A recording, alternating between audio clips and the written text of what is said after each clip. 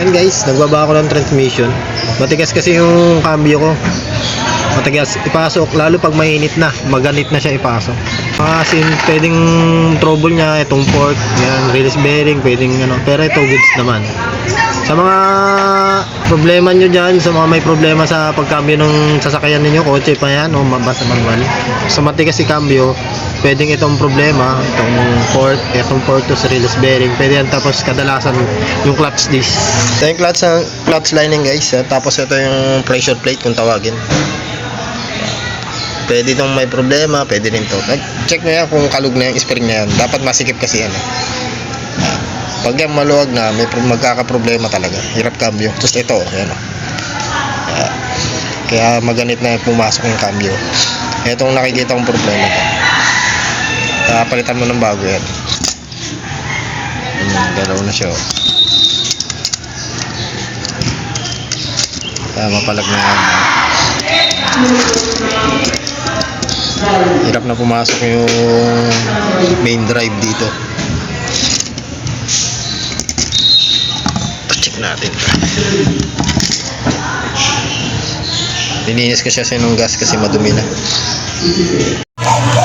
Yan guys, nakabili na tayo ng bagong lining, clutch lining. Yan, bago na yan. Tapos pressure plate, meron tayong stock doon na maayos-ayos pa. Ito yan, pinalitan ko na rin siya. Tapos gumamit ako ng guide para pag salpak natin ng transmission, sentro kagad, nakasentro kagad. Itong guide na to, ito yung main drive. Gaya nito, parang ito lang yan na binunot. Yan yun. Main drive din to ng na 4DR5. Kasi 4DR5 yung engine ko eh. Ang higpit niyan guys, 6 na bolt yan, 6 na bolt. Dapat pantay-pantay yung higpit niyan para pantay din yung pinaka-plate dyan. Plate pa yan sa gitna, ito. Yan yung plate. Dito lumalapat yung release bearing. Ito naman yung release bearing. Yan yung release bearing. Yan. Medyo sira yung, may tagas yung oil seal.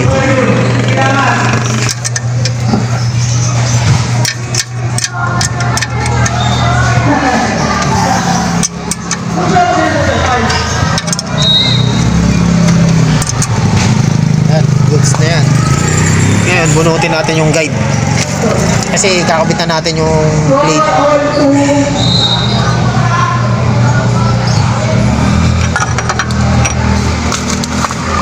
Yan kasi yung tagahawak. Ayan yung plate. May mga naman siya guide. Ayan o. Yan. Tapos nakaitip tong spring.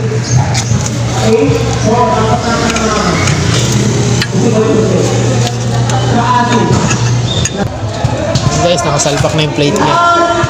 Tapos susukat tayo kasi iangat natin tong plate. Iangat yan. Nakabound siya masyado, kailangan naka-level yan. Kasi ito yung ating gagamitin panukat. Tapos ito yung adjustan niya.